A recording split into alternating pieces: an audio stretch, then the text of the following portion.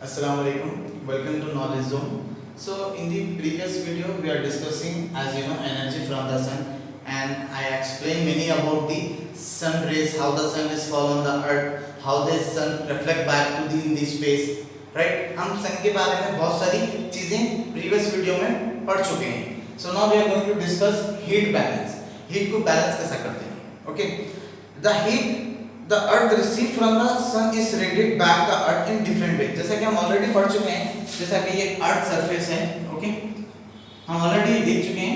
once more I will explain you. just for example, this is sun. जैसा कि सन के जो रेस फॉल होके जो रिफ्लेक्ट बैक होते हैं स्पेस में, वो बहुत सारे डिफरेंट वे में होते हैं, है ना. कहीं क्लाउड्स रोक लेते, ओके, कहीं एटमॉस्फेयर लेयर रोक देता, कहीं पर क्या होते रिफ्लेक्ट होके रिवर्स क्या होते स्पेस में चले जाते. बहुत सारे डिफरेंट वे में क्या होते हैं, सन के रेस वापस रिफ्लेक्ट हो जाते हैं अर्थ में, अर्थ से.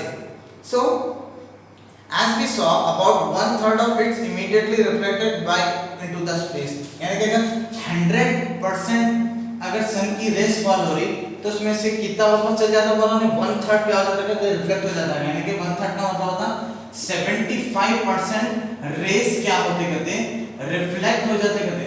Okay, reflect back into space.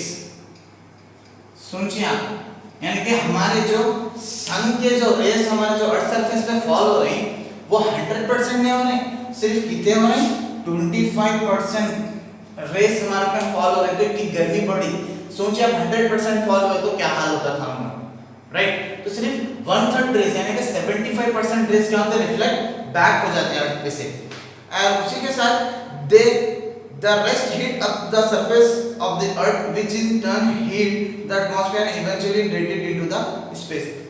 तो उसके बाद जो बची कुची जो हीट बची 25% सन की रेस की वजह से, वो हीट क्या करती है हमारे अर्थ सरफेस को क्या करती है और गर्म करती.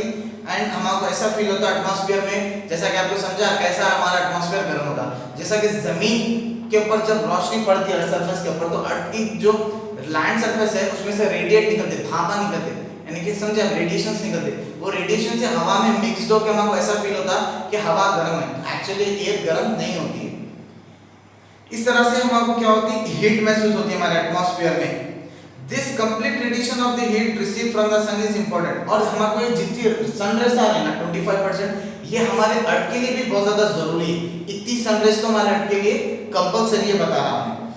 If the entire heat is not radiated back, then the every day the amount of heat that remain will accumulate and it will become hotter and hotter. अगर ये जो सन के जो रेस है अगर 25 यानी कि रिफ्लेक्ट बैक नहीं हुए, फॉर एग्जांपल अगर ये वापस सन में 100% अगर हमारे रेस अगर अर्थ के फॉल होना स्टार्ट हो गए, तो यहाँ पर क्या होगा, हमारा जो अर्थ है, ओके, हमारा जो अर्थ है ये दिन पर दिन क्या होता जाएगा, हॉटर एंड हॉटर, यानी कि गर्म और गर्म होते चले जाएगा अगर डायरेक्ट सन के जो रेस रिफ्लेक्ट नहीं होंगे तो. एंड उसी के साथ on the other hand, if the earth receive less heat then it give out radiation, it would become cooler and cooler. हां, ये भी चीज है.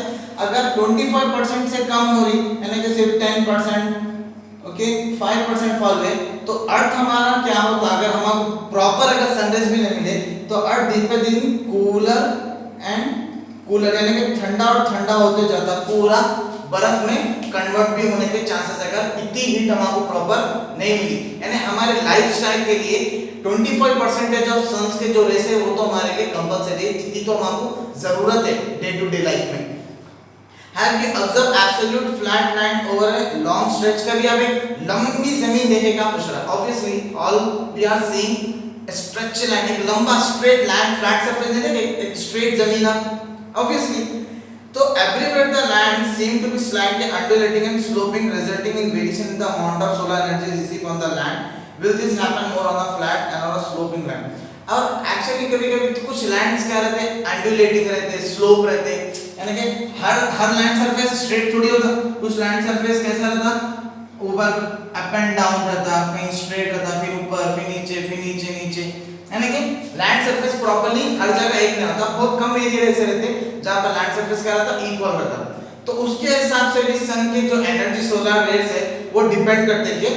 फ्लैट सरफेस पे कितना पड़ेंगे और स्लोपिंग एरिया, स्लोप यानी कि उतार चढ़ाव के एरिया पे कितने एनर्जी फॉर्म होती है। तो with the two sides of the mountain front receive the same amount of sunlight, what would be the reason for this? पूछ रहा हूं मैं, अगर अमाउंट दोनों माउंटेन पे सेम अमाउंट ऑफ क्या हो रही, रिसीव हो रही सन के रेस, तो रीजन क्या है इसका पूछ रहा हूं। Some gases like carbon dioxide prevent radiation of heat from the earth, तो कुछ गैसेस हमारे अर्थ में ऐसे हैं जो कि हीट को और बढ़ाते, यानी कि सन रेस को और क्या करते, इंक्रीज करते। वो कौन सी गैस है बता रहा हूं, CO2 कार्बन डाइऑक्साइड, ये और भी हमारे अर्थ के टेंपरेचर को क्या करता, इंक्रीज करता।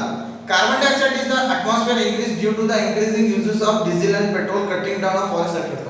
अब ये कार्बन डाइऑक्साइड कैसा पैदा हो रहा, ये कार्बन डाइऑक्साइड कई गुना इंक्रीज हो रहा हो, तो हम जो पेट्रोल जो डीजल जो हमारी गाड़ियों में फैक्ट्रियों में इंडस्ट्रियों में यूज कर रहे हैं, उससे जो पोल्यूशन आ रहा, वो पोल्यूशन वाली गैस को हम क्या बोलते हैं, carbon dioxide.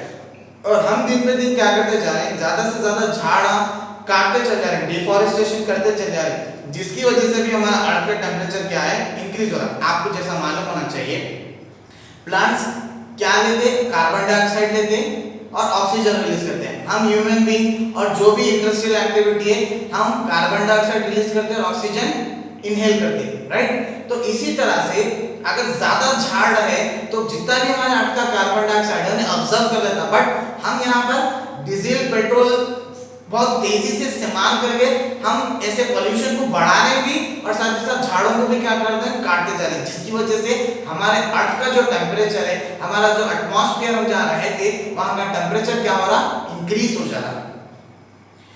If the carbon dioxide proportion in the atmosphere increase, the less heat will be radiated, causing an increase in the global temperature। तो अगर ऐसा कार्बन डाइऑक्साइड जैसे गैसेस तेजी से इंक्रीज होते जाएंगे तो हमारे एटमॉस्फेयर में रेडिएशन बहुत होंगे, जिसकी वजह से हमको क्या हो सकता है बता रहा हूं, ग्लोबल टेंपरेचर यानी कि ग्लोबल वार्मिंग जैसे बहुत बड़े क्राइसिस हो सकते हैं हमारे एनवायरनमेंट में। This is what we call the global warming, और यही रिजल्ट क्या है, हमारा ग्लोबल वार्मिंग है। तो हम हीट को कैसा बैलेंस कर सकते हैं, ज्यादा से ज्यादा हम एयर पोल्यूशन नहीं करना, ज्यादा से ज्यादा पेट्रोल डीजल कैसा इस्तेमाल नहीं करना, और ज्यादा से ज्यादा हम प्लांट्स ग्रो करना, ताकि हमारा जो कार्बन डाइऑक्साइड और ऐसे खतरनाक जो गैसेस है वो प्लांट्स ऑब्जर्व कर सकें और हमारे अर्थ को क्या कर सकें, एक टेंपरेचर, एक नॉर्मल, एक मॉडरेट टेंपरेचर से लेके चल सकें। Okay, so the next topic इंशाल्लाह we will discuss in the next video. Okay.